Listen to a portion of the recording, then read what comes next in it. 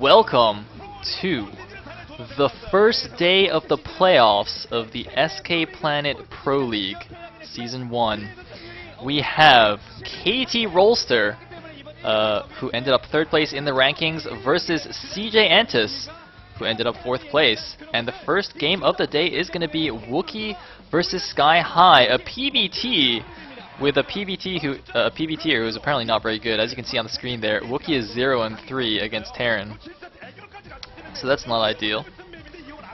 But anyway, before we actually talk too much about the players, let's just talk about like the overall format, just in case anybody doesn't know. We had 3 rounds of regular season with 8 teams. The top 4 teams make the playoffs. And the playoff format is the 3rd and 4th team play against each other, and then the winner of that plays the 2nd place team, and then the winner of that plays against the 1st place team in the grand finals. Now, these matches are actually a different format than the regular season. The regular season was a best of 5, no ace match. We are now watching best of 7s with an ace match. Hopefully it makes things a little bit more exciting. And the matches are a best of 3 matches. So it's a best of 3 of best of 7s, if that makes any sense. And I think that is good enough for the background. Was that just like a random mascot thingy running around? What the heck was that? Did you see what that was?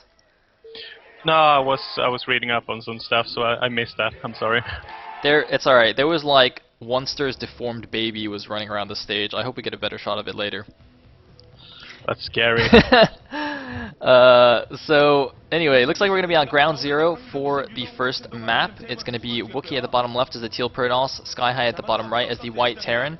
Note that this is actually KT's map choice. Basically, since KT was 3rd and CJ's 4th, KT gets to pick the first and last map of the set that is used today. CJ picks for tomorrow's match, and then KT will pick in the 3rd match if there is one. Basically because there's 6 maps used in Pro League, but it's a best of 7, so there's going to be 1 repeated map that's going to be used in the first game, and in the ace match if it gets to that. So of course, CJ's strategy was to, or rather KT's strategy was to pick ground 0, which is pretty nice for Terran. And CJ's strategy was to pick Outlier, which is not so good for Terran, so if it does get to an ace match, they have an anti-flash map. Looks like we're getting the standard crowd shots. And what do you think about these 2 players, Ominous? Wooki and Skyhigh? Skyhigh is one of those Terran players that I love to follow just before StarCraft 2 came out. I haven't seen so much of him lately though, so but Wooki on the other hand has played some really good games, and one comes to mind is that game against Bisu where he did a really smart choice with a mineral only base, so I haven't seen so much of his PvT though, so... And I believe the person you just saw on the screen was in fact Mike Morhaime, one of the top dogs at Blizzard, holding up a Diablo 3 sign there. Dude, you're at the wrong game, bro. This is not Diablo. This is not some newbie game. This is StarCraft, man. Whatever. Shameless plugging. Indeed, so shameless. Friggin' CEO of Blizzard thinks he's the shit. Pfft, whatevs. Anyways, we have a pretty standard build so far from both players here. Barracks and Gas here for Skyhigh. Now, it's funny because both these players not really getting their favored matchup. Wooki, in fact, is overall, I think, exactly 50%, 5 and 5. But as we saw earlier, he's 0% in TVP, or sorry, PVT rather.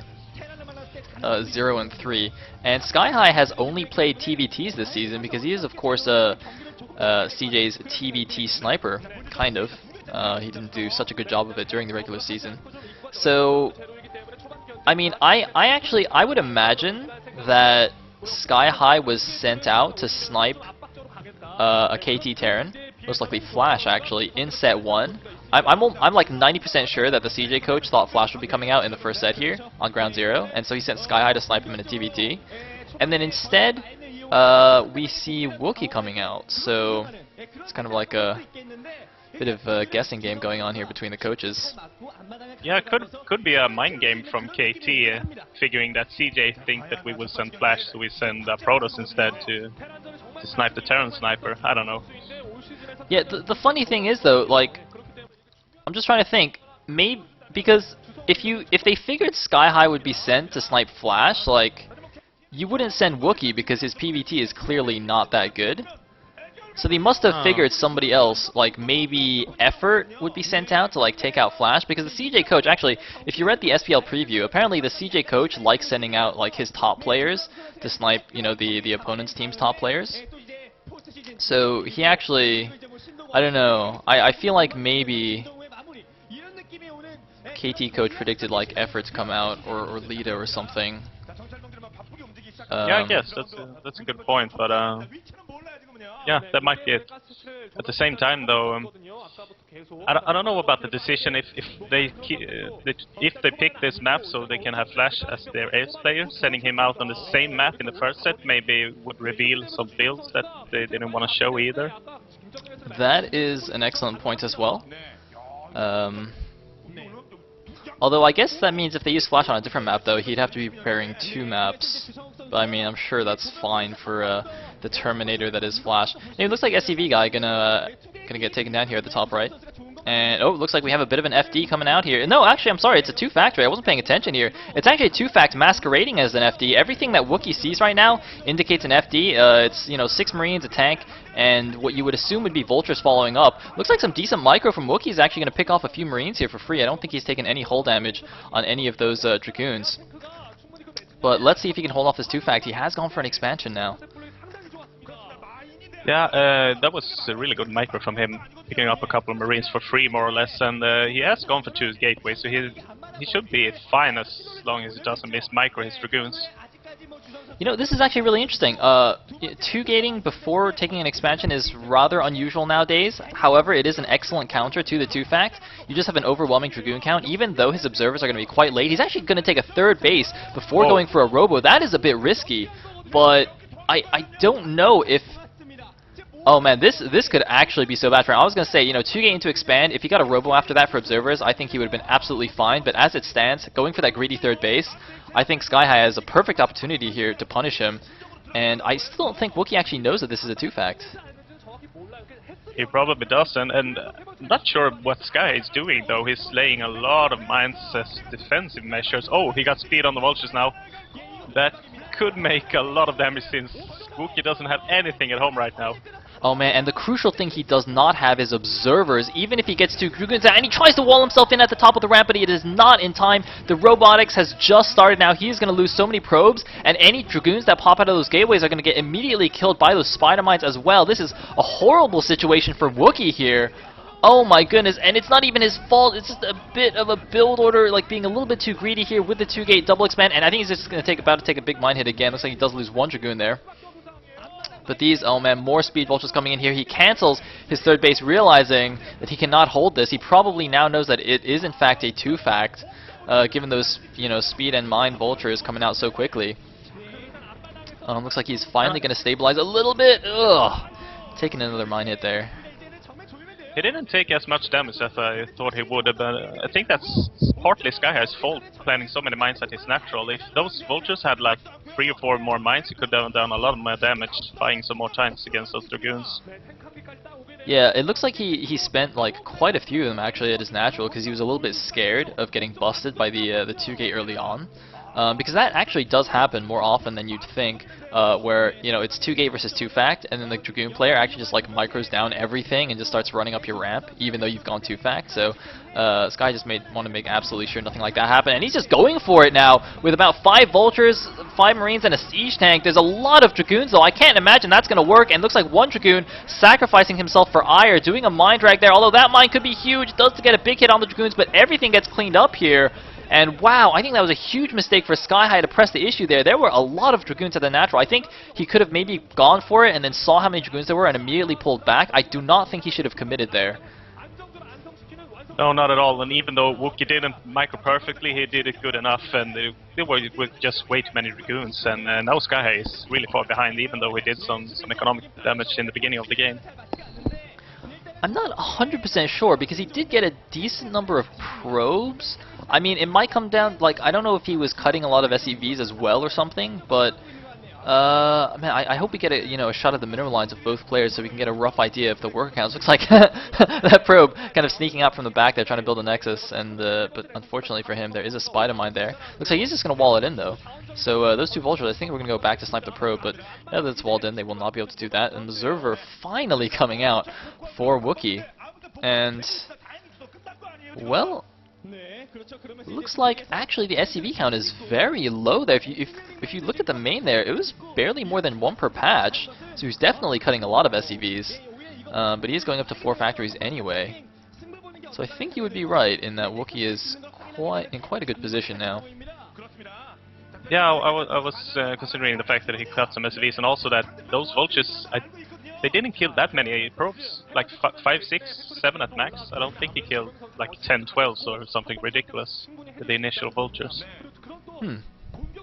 I'm not really sure, but he does look like he has a lot of probes, so that would make sense. And, well, I mean, the game's going to be pretty calm right now. There's no real opportunity for Skyhigh to do much except for a bit of, vulture harass running around. Pretty sure Wooki will be prepared. Although, having said that, Skyhigh's just going to go with, like, 7 siege tanks, but it's going to get spotted by an observer. I don't understand how he thinks this is going to work. Was he just hoping that Wooki would have not had an observer in position or something? Like, well, actually, maybe this will work. Wookie's gateway count is still not that high. He's only got 8 Dragoons. I thought he had more, but actually he lost more Dragoons in that earlier fight than I thought, and this could actually be quite effective. If he takes a mine hit there, that's not going to be good. Oh man, losing a free Dragoon right there. Actually, Skyhigh's 4-fact here is going to be quite effective. Wookie just going to go for a counterattack. I'm quite surprised that this is working here. I was just about to say, since we didn't see an armor from Skyhigh, he's probably just going to attack with those siege tanks and reinforce with the extra 2 factories. And he is in a lot of trouble right now, Wookie that is. He only has Dragoons, and that's not the best unit composition against his siege tanks. I was just going to say, though, the crucial thing he needs is a shuttle and 4 zealots. If he can do some nice zealot bombs, he will be able to survive this. I don't actually know what's in that shuttle, though. Does he not have zealots in there? I assume he does not, because he wasn't doing anything. I think that flying that shuttle over was actually a fake. He wanted the tanks to unsiege. He was basically pretending to have 4 zealots in that shuttle to force an unsiege, but actually, he's just going for it. The 2 zealots come out. The shuttle is doing nothing. The Dragoons from the back are not...